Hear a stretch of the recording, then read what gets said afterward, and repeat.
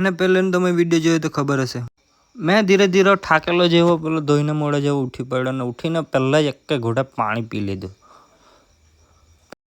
અત્યારે કશે જવાના હતા એટલે મેં ધોઈ લીધું મોઢું, જાણે કે હીરો જેવો બની જાવ તેવી રીતે. જોની આય ગોહી ગોહીને કેવોક ધોવું તો હે. ઘરેથી નીકળ્યો ને આ બેન જોડી ગઈ. આ બેન મને જોઈને ખબર નહીં કેમ ગભરાઈ ગઈ, મને ગાવડા જોઈને ગભરાઈ ગઈ તે ગભરાઈ ગઈ ને પછી અમારા દોસ્તો લોકો રેડી થઈ ગયા. મારા હાથે ગાડી પર બેસીને તે લોકો બહુ જ ખુશ થઈ ગયા. મેં એ લોકોને લઈ જતો તો બુહારી.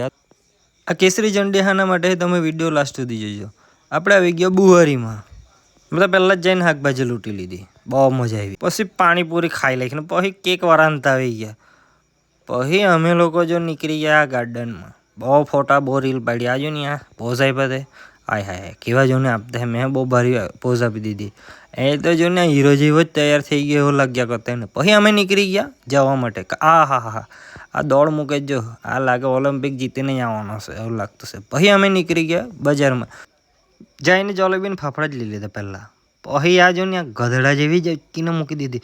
મારામાં તાકાત જ નહીં, પણ મારા દોસ્તાર બહુ તાકાતવાર હતા. પછી મારા દોસ્તાર કહે કે મેં ગાડી હાંકવાની ગઈ, પણ રસ્તા પાછી તમને ઝંડી દેખાય. હમણાં તમને કેમ ઝંડી હાની છે તે. આગળ જતા આવી ગયા આપણે અંધાત્રી ગામ.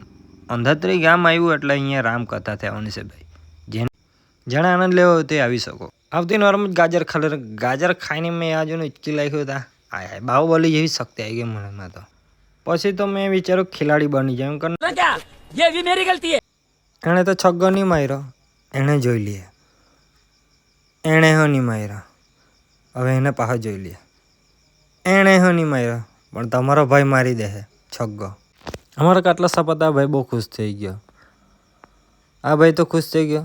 તમને આ વિડીયોમાં તમે જોઈને ખુશ થઈ ગયા, તમે લાઈક શેર જરૂર કરજો. Thank you.